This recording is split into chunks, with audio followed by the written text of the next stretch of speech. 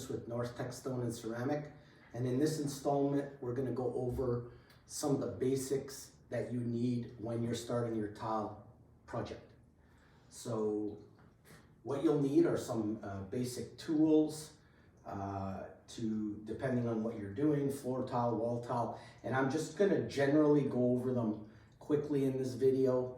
And later down the road, if you need more info on each item, there'll be follow-up videos on it. To begin with, you'll need the simple basics, such as a measuring tape that will perhaps have both inches and metric on it, so inches, centimeters, feet, meters.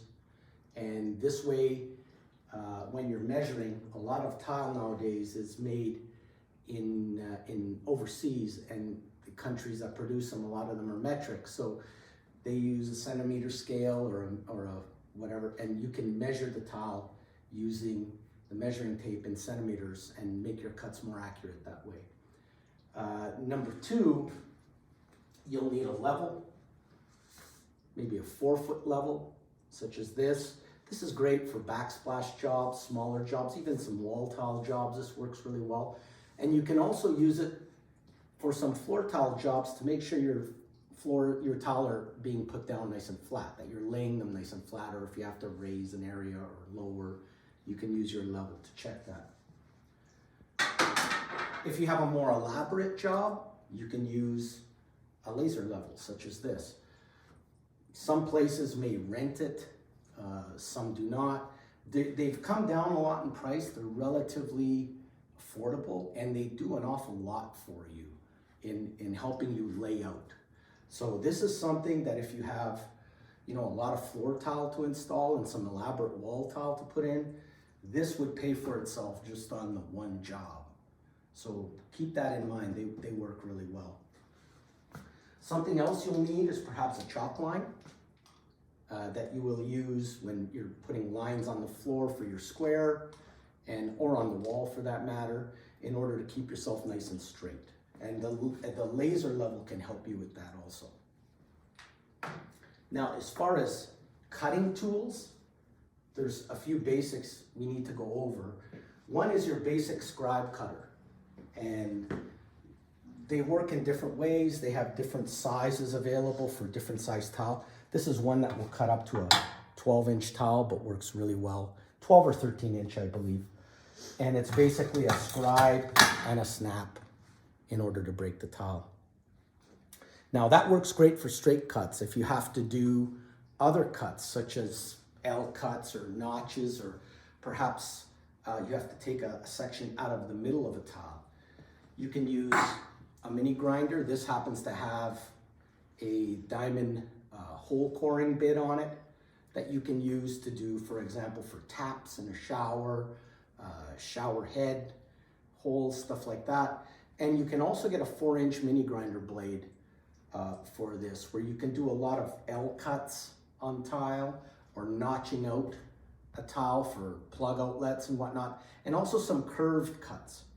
So if you have to round out a certain area, the mini grinder is very handy for that. One thing you want to keep in mind though, using it, is it does create some dust. So you may want to go in a garage or somewhere and wear a mask when you're using this, so you don't inhale all that dust. And also, what you can use for cutting tile is a wet saw, obviously.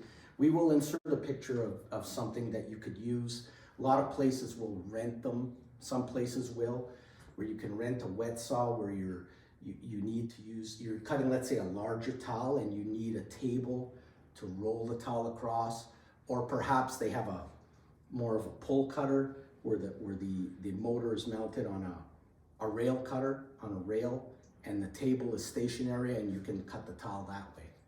So those are the basic saws and cutters that you need to cut your tile.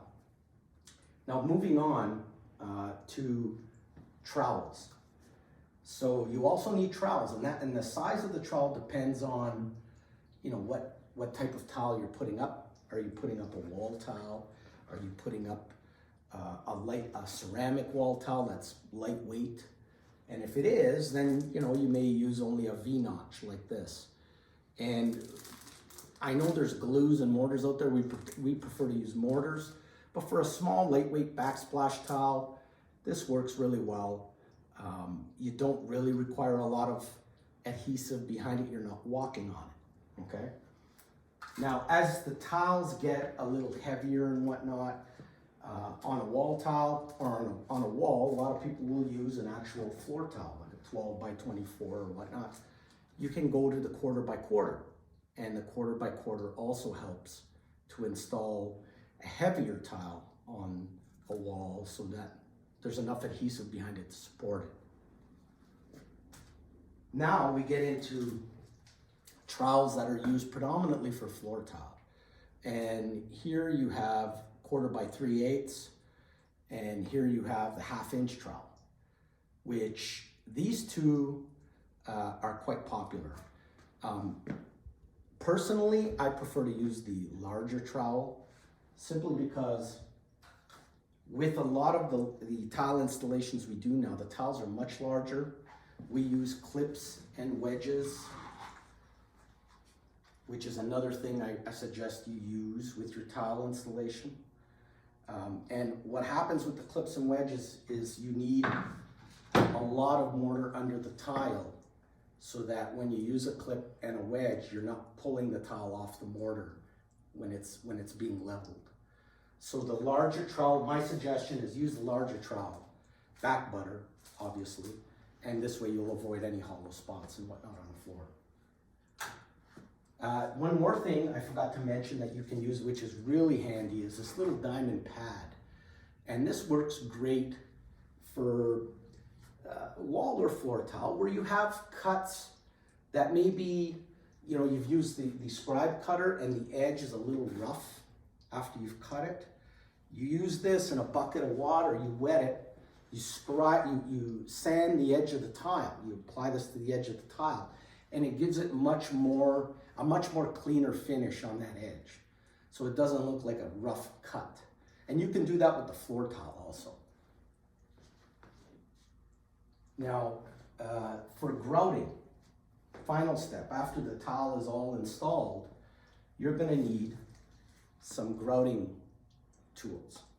And this is pretty straightforward. This is a grout float, which is basically a rubber pad. There's different sizes you can use, but this is used to apply the grout and sort of squeegee it where you're filling in all the grooves and pulling the remaining grout back. And then what's very important and overlooked a lot is the grout sponge. And I don't recommend you go to a store and buy a car wash sponge or anything like that. They don't work very well.